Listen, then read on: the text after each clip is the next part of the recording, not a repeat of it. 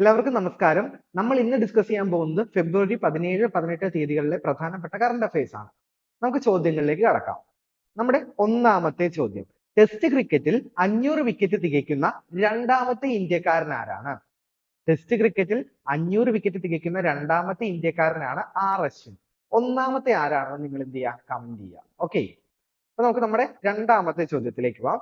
രണ്ടാമത്തെ ചോദ്യം, 2022-23 വർഷത്തെ മികച്ച ജില്ലാ പഞ്ചായത്തിനുള്ള സ്വരാജ് ട്രോഫി പുരസ്കാരം നേടിയത് ഏത് ജില്ലാ പഞ്ചായത്താണ്? തിരുവനന്തപുരം ജില്ലാ പഞ്ചായത്താണ്. ഏത് ജില്ലാ പഞ്ചായത്താണ്? തിരുവനന്തപുരം. ഇമ്പോർട്ടന്റ് ആണ്, ഓർത്തിരിക്കുക. നമുക്ക് നമ്മുടെ മൂന്നാമത്തെ ചോദ്യത്തിലേക്ക് പോവാം. നമ്മുടെ മൂന്നാമത്തെ ചോദ്യം ഇതാണ്, 15 വയസ്സിനും 29 വയസ്സിനും ഇടയിൽ പ്രായമുള്ളവരിൽ ഏറ്റവും കൂടുതൽ തൊഴിലില്ലായ്മ നിരക്കുള്ള ഇന്ത്യൻ സംസ്ഥാനം. 15നും 29നും ഇടയിൽ പ്രായമുള്ളവരിൽ ഏറ്റവും കൂടുതൽ തൊഴിലില്ലായ്മ നിരക്കുള്ള ഇന്ത്യൻ സംസ്ഥാനമാണ് ഏത്? കേരളം. ഇതും ഇമ്പോർട്ടന്റ് ക്വസ്റ്റ്യൻ ആണ്, ഓർത്തിരിക്കുക. നമ്മുടെ നാലാമത്തെ ചോദ്യം, സ്കൂളുകളിൽ കുട്ടികൾ കൃത്യമായി വെള്ളം കുടിക്കുന്നുണ്ടോ ഇല്ലയോ എന്ന് ഉറപ്പാക്കുവാൻ വേണ്ടി പൊതുവിദ്യാഭ്യാസ വകുപ്പ് ആരംഭിക്കുന്ന സംവിധാനം. സ്കൂളുകളിൽ കുട്ടികൾ കൃത്യമായി വെള്ളം കുടിക്കുന്നുണ്ടോ എന്ന് ഉറപ്പാക്കുവാൻ വേണ്ടി പൊതുവിദ്യാഭ്യാസ വകുപ്പ്, ഏത് വകുപ്പാണ്? പൊതുവിദ്യാഭ്യാസ വകുപ്പ് ആരംഭിക്കുന്ന സംവിധാനമാണ് എന്ത്? Water bell. സംവിധാനത്തിന്റെ പേരെന്താണ്? Water bell. ഇത് ഇമ്പോർട്ടന്റ് ക്വസ്റ്റ്യൻ ആണ്, ഓർത്തിരിക്കുക. നമ്മുടെ അഞ്ചാമത്തെ ചോദ്യം, അടുത്തിടെ സമാധാനത്തിന് നോബൽ അഞ്ചാമത്തെ ചോദ്യം ഇതാണ്, അടുത്തിടെ സമാധാന നോബൽ സമ്മാനത്തിന് നാമനിർദ്ദേശം ചെയ്യപ്പെട്ട പലസ്തീനിലെ അഭയാർത്ഥികളുടെ നാടക സംഘത്തിന്റെ പേര്. അടുത്തിടെ സമാധാന നോബൽ സമ്മാനത്തിന് നാമനിർദ്ദേശം ചെയ്യപ്പെട്ട പാലസ്തീനിലെ അഭയാർത്ഥികളുടെ നാടക സംഘത്തിന്റെ പേരാണ് ദ ഫ്രീഡം തിയേറ്റർ. എന്താണ്? The freedom theatre. നമ്മുടെ ആറാമത്തെ ചോദ്യം, വേൾഡ് സോഷ്യൽ ഫോറത്തിന്റെ 16ാമത് സമ്മേളനം ആരംഭിച്ചത് എവിടെയാണെന്നാണ് ചോദ്യം. എന്താണ്? വേൾഡ് സോഷ്യൽ ഫോറത്തിന്റെ 16ാമത് സമ്മേളനം ആരംഭിച്ചത് എവിടെയാണ്? കാഠ്മണ്ഡുവിലാണ്. കാഠ്മണ്ഡു ഏത് രാജ്യത്താണ്? നേപ്പാളിലാണ് കാഠ്മണ്ഡു. ക്ലിയർ ആണല്ലോ? നമുക്ക് നമ്മുടെ ഏഴാമത്തെ ചോദ്യത്തിലേക്ക് പോവാം. നമ്മുടെ ഏഴാമത്തെ ചോദ്യം, ഭാരത് അരിക്ക് ബദലായി കേരളം പുറത്തിറക്കുന്ന അരിയുടെ പേര്. നമ്മൾ നേരത്തെ കറണ്ട് അഫയേഴ്സ് വീഡിയോസിൽ നമ്മൾ ഡിസ്കസ് ചെയ്താണ്. 29 രൂപയ്ക്ക് 1 കിലോ അരി നൽകുന്ന കേന്ദ്ര സർക്കാരിന്റെ പുതിയ പദ്ധതിയാണ്, അല്ലെങ്കിൽ കേന്ദ്ര സർക്കാരിന്റെ പുതിയ അരിയുടെ പേരാണ് ഭാരത് റൈസ്. അത് 1 കിലോ 29 രൂപയാണ്. അതിന് ബദലായിട്ട് കേരളം പുറത്തിറക്കുന്ന അരിയുടെ പേരാണ് ചോദിച്ചിരിക്കുന്നത്. എന്താണ്? കെ റൈസ് എന്നാണ്. എന്താണ്? K rice. ക്ലിയർ ആണല്ലോ?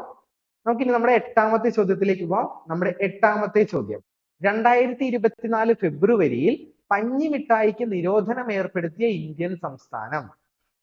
2024 ഫെബ്രുവരിയിൽ പഞ്ഞിമിഠായിക്ക് നിരോധനം ഏർപ്പെടുത്തിയ ഇന്ത്യൻ സംസ്ഥാനം ഏതാണ്? തമിഴ്നാടാണ്. പഞ്ഞിമിഠായിയിൽ ക്യാൻസറിന് കാരണമാകുന്ന രാസവസ്തുക്കൾ അടങ്ങിയിട്ടുണ്ടെന്നുള്ള പഠനത്തിന്റെ റിപ്പോർട്ട് കിട്ടിയിട്ടുണ്ടായിരുന്നു തമിഴ്നാട്. അപ്പൊ ആ റിപ്പോർട്ട് ബേസ് ചെയ്തിട്ടാണ് തമിഴ്നാട് എന്ത് ചെയ്തത്? ഇങ്ങനൊരു തീരുമാനം എടുത്തത്. നമ്മള് തമിഴ്നാട്ടിൽ ഇനി പഞ്ഞിമിഠായി കിട്ടില്ല. കേരളത്തിലുള്ളവർ മാക്സിമം വാങ്ങി കഴിക്കാതിരിക്കാൻ ശ്രദ്ധിക്കുക. ഓക്കെ, നമുക്ക് ഇനി നമ്മുടെ ഒമ്പതാമത്തെ ചോദ്യത്തിലേക്ക് പോവാം. നമ്മുടെ ഒൻപതാമത്തെ ചോദ്യം, സംസ്ഥാനത്തെ ആദ്യ ക്യാമ്പസ് ഇൻഡസ്ട്രിയൽ പാർക്ക് നിലവിൽ വരുന്നത് എവിടെയാണ്? സംസ്ഥാനത്തെ ആദ്യത്തെ ക്യാമ്പസ് ഇൻഡസ്ട്രിയൽ പാർക്ക് നിലവിൽ വരുന്നത് എവിടെയാണ്? കൊട്ടാരക്കര. എവിടെയാണ്? കൊട്ടാരക്കരയിലാണ്, ഓർത്തിരിക്കുക. ഇതും ഒരു ഇമ്പോർട്ടന്റ് ക്വസ്റ്റ്യൻ ആണ്. നമുക്ക് നമ്മുടെ പത്താമത്തെ ചോദ്യത്തിലേക്ക് പോവാം. നമ്മുടെ പത്താമത്തെ ചോദ്യം ഇതാണ്, ദാദാ സാഹിബ് ഫാൽക്കെ അവാർഡിന്റെ പുതുക്കിയ സമ്മാനത്തുക. ദാദാ സാഹിബ് ഫാൽക്കെ അവാർഡിന്റെ പുതുക്കിയ സമ്മാനത്തുക എത്രയാണ്? 15 ലക്ഷം രൂപയാണ്. അപ്പൊ പഴയ സമ്മാനത്തുക എത്രയാണ്? 10 ലക്ഷം രൂപയാണ്. എത്രയാണ്? 10 ലക്ഷം, ഓർത്തിരിക്കുക. ഇനി നമ്മുടെ 11ാമത്തെ ചോദ്യം, ഇന്ത്യയിലെ ആദ്യത്തെ ഫ്രഞ്ച് ഫിലിം ഫെസ്റ്റിവലിന് വേദിയാകുന്ന നഗരം. ഇന്ത്യയിലെ ആദ്യ ഫ്രഞ്ച് ഫിലിം ഫെസ്റ്റിവലിന് വേദിയാകുന്ന നഗരം ഏതാണ്? കൊൽക്കത്തയാണ്. കൊൽക്കത്ത ഏത് സംസ്ഥാനത്താണ് സ്ഥിതി ചെയ്യുന്നത്? വെസ്റ്റ് ബംഗാളിലാണ് സ്ഥിതി ചെയ്യുന്നത്. വെസ്റ്റ് ബംഗാളിന്റെ CM ആരാണ്? മമതാ ബാനർജിയാണ്. ഇത്രയും ഓർത്തിരിക്കുക. നമ്മുടെ 12ാമത്തെ ചോദ്യം, സംസ്ഥാനത്തുടനീളം സമഗ്രമായ ജാതി സർവേ നടത്തുവാൻ നിയമം പാസാക്കിയ ഇന്ത്യൻ സംസ്ഥാനം. ചോദ്യം ഒന്നുകൂടെ ഞാൻ വായിക്കാം. സംസ്ഥാനത്തുടനീളം സമഗ്രമായ ജാതി സർവേ നടത്തുവാൻ നിയമം പാസാക്കിയ ഇന്ത്യൻ സംസ്ഥാനം ഏതാണ്? തെലങ്കാനയാണ്. സംസ്ഥാനത്ത് ആദ്യമായി ജാതി സെൻസസ് നടത്തിയത് ഏത് സംസ്ഥാനമാണ്? ബീഹാറാണ്. രണ്ടും കൂടെ തിരിഞ്ഞു പോകരുത്, ഓർത്തിരിക്കുക.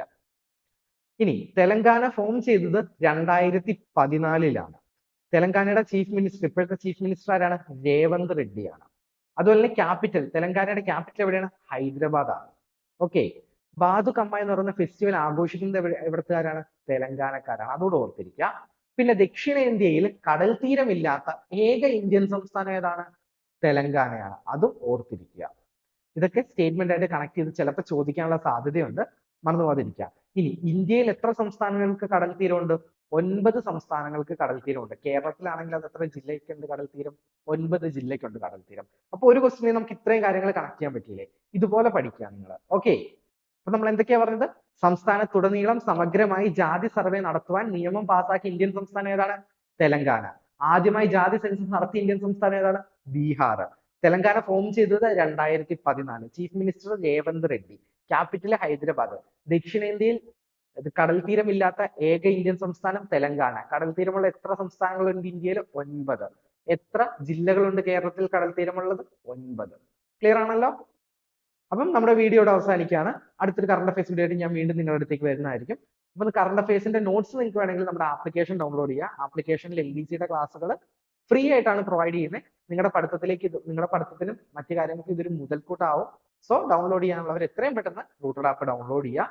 കൂടുതൽ PSC റിലേറ്റഡ് വീഡിയോസിനും നോളജ് കിട്ടാവുന്ന തരത്തിലുള്ള വീഡിയോസിനും വേണ്ടിയിട്ട് നമ്മുടെ യൂട്യൂബ് ചാനൽ എന്ത് ചെയ്യുക? സബ്സ്ക്രൈബ് ചെയ്യുക. Thank you.